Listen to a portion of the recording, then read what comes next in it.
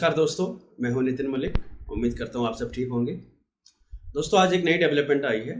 निज्जर, हरदीप सिंह निज्जर, जिसकी हत्या कर दी गई थी, खालिस्तानी आतंकवादी, जिस पे कनाडा और इंडिया में भी काफ़ी बड़ा टसल चल रहा है, डिप्लोमेटिक, राइट। और तो उसका इल्ज़ाम जस्टिन ट्रूडो ने भारत पे लगाया था अपनी पार्लियामेंट में खड़ा होकर। और इस बात को ऑलमोस्ट एक डेढ़ हफ्ते के राउंड हो चुका है, उससे ज़्यादा हो चुका है, और अभी तक कोई गिरफ्तारी नहीं हुई है। एक्चुअली मर्डर हुए तो तीन महीने हो चुके हैं। जून में हुआ था, 4th मंथ चल रहा है, ये ख़त्म होने वाला है। एक भी गिरफ्तारी नहीं हुई है और इल्ज़ाम सारे लगा दिए गए थे। और आज उसके बेटे ने एक बयान दिया है, बलराज सिंह ने, हरदीप सिंह निज्जर के बेटे ने, बलराज सिंह ने बोला है कि मेरे मेरे मेरे फादर जो कनाडा के इंटेलिजेंस ऑफिसर हैं, इंटेलिजेंस सिक्योरिटी एजेंसी है, उसके ऑफिसर से मिलते रहे हैं, और एक दो बार नहीं, लास्ट जनवरी फरवरी से लगातार उनके टच में रहे हैं। दोस्तों, ये अपने में एक बड़ा सवाल उठाता है कि एक आम आदमी, जिसको ये कनाडा वाले बोलते हैं प्लम्बर मार दिया, हमारा आम सिटीजन मार दिया। अगर वो इतना ही आम था, एक प्लम्बर था, तो फिर वो सिक्योरिटी एजेंसी से क्यों मिल रहा है? पहले तो यही क्वेश्चन उठता है, जिसका जवाब कनाडा की सिक्योरिटी एजेंसी को देना चाहिए, कनाडा सरकार को देना चाहिए। दूसरा क्वेश्चन ये है दोस्तों कि जो अगर वो इतना इम्पोर्टेंट आदमी है कि उससे सिक्योरिटी एजेंसी के लोग मिलते हैं, राइट, और जो बताया गया कि वहाँ पे थ्रेट का भी था कि भाई इंडियन एजेंट्स उनको मार सकते हैं, तो उसको सिक्योरिटी को नहीं दी गई, राइट। कनाडा सिक्योरिटी इंटेलिजेंस से वे लोग बात कर रहे हैं, फरवरी से डेली टच में हैं, थ्रेट भी क्लियर थी कि उनकी जान को खतरा है, और फिर कोई सिक्योरिटी भी नहीं दी गई। हालांकि अपनी सिक्योरिटी रखता था, अपने गनमैन साथ रखता था वो हरदीप सिंह निज्जर, राइट। और अब उसके बेटे का बयान आ गया, उसके बाद तो कोई डाउट ही नहीं रहा कि हाँ, कनाडा सिक्योरिटी एजेंसी का उनसे कोई डायरेक्ट कोई ना कोई रिलेशनशिप था। तो इससे कहीं ना कहीं ये भी निकल के आता है कि कनाडा की पॉलिटिकल पार्टी ही नहीं, उसकी सिक्योरिटी एजेंसी भी कहीं ना कहीं खालिस्तान को सपोर्ट कर रही है। अब वो सपोर्ट किस टाइप का है, वो दोस्तों वो तो अभी जांच का विषय है, राइट। बट अभी ये तो क्लियर हो गया कि हरदीप सिंह निज्जर, जैसे कि कनाडा मीडिया बोलता है कि एक कॉमन प्लम्बर, ए फादर मारा गया। वो बात अलग है, उसने कितने बच्चों के बाप छीन लिए, उसका कोई सवाल जवाब नहीं उनसे करने वाला है। तो वो खुद एजेंसी से मिला हुआ था, राइट।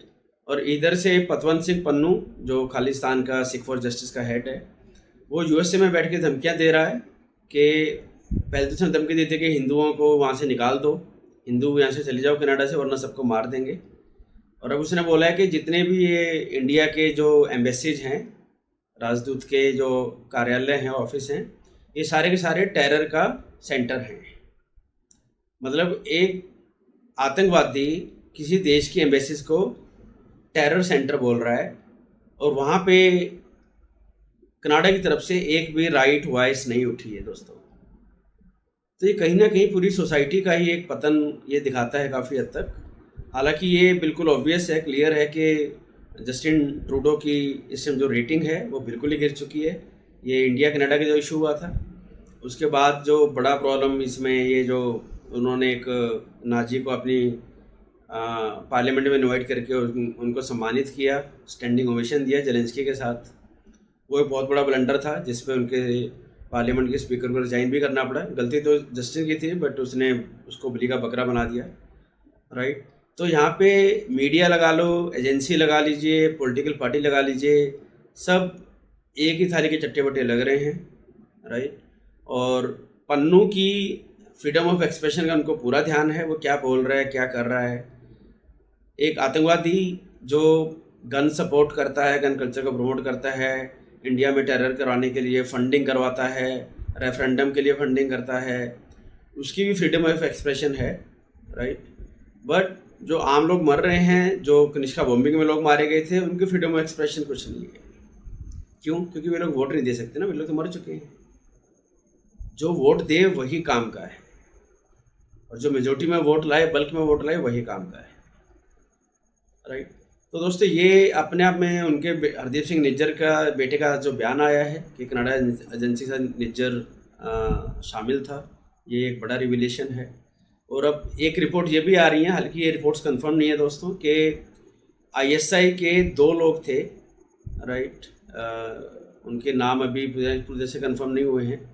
तो वे 2 लोग वहाँ पे प्लांट किए गए थे और वे 2 लोग ड्रग्स में, क्योंकि निज्जर भी ड्रग्स का ही धंधा करता था, तो ड्रग्स का कंट्रोल वे लोग लेना चाह रहे थे, इसलिए उन्होंने मारा है। और साथ में वो कहते हैं ना, एक तीर से 2 शिकार। तो जो लोकल गैंगवार में अपना उन्होंने हिस्सा भी जमा लिया, अपनी धाक भी जमा दी निज्जर को ख़त्म करके, और साथ में इंडिया कनाडा के रिश्तों पर भी एक बड़ा आघात पहुंचाया है। तो अभी भी यही वॉल्यूम सिचुएशन है। बट ये पूरा जो प्रकरण, पूरा जो एपिसोड हुआ है, इससे एक बात पे तो बिल्कुल सवाल उठता है, क्लियर है कि कनाडा की एजेंसियां बिल्कुल निकम्मी हैं। 4 महीने में अगर आप कोई सबूत नहीं जुटा पाए, किसी एक आदमी को अरेस्ट नहीं कर पाए, तो फिर अब भैया आप कर क्या रहे हो? या खाली इल्ज़ाम लगाने के लिए बैठे हो? और कल इन्होंने, हमारे जयशंकर जी ने भी UNGA की स्पीच में बोल दिया था कि अभी तक कोई भी प्रूफ हमारे साथ शेयर नहीं किया गया है, राइट। और इवन USA के एक एक्सपर्ट हैं, सिक्योरिटी एक्सपर्ट, उन्होंने बोला है कि जो बातें ये ट्रूडो बोल रहा है कि हमने सबूत दिए हैं, ये सारी चीज़ें तो गूगल पे अवेलेबल हैं। ये कैसे सबूत है भाई? जो एक देश दूसरे देश को दे रहा है डोसियर, और वो सारी चीज़ें तो गूगल पे अवेलेबल है। मतलब कहीं सुनी बातें। तो ये पूरे पॉलिटिकल सिस्टम पे, पूरे पुलिसिंग सिस्टम पे बहुत बड़ा सवाल है और इसका जवाब ज़रूर मिलना चाहिए, राइट। अभी तो मुझे नहीं लगता कि नियर फ्यूचर में इंडिया कनाडा के रिश्तों में कुछ सुधार आने वाला है।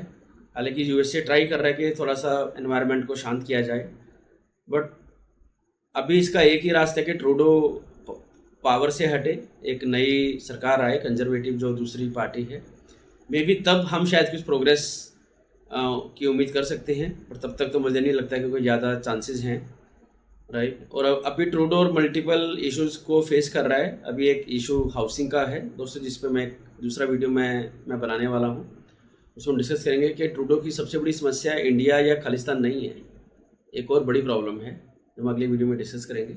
तब तक आप प्लीज़ अपना फीडबैक दीजिए कमेंट्स में, वीडियो को लाइक कीजिए, चैनल को सब्सक्राइब कीजिए और शेयर कीजिए वीडियो को प्लीज़, और नोटिफिकेशन बेल को दबाना मत भूलिएगा। थैंक यू दोस्तों।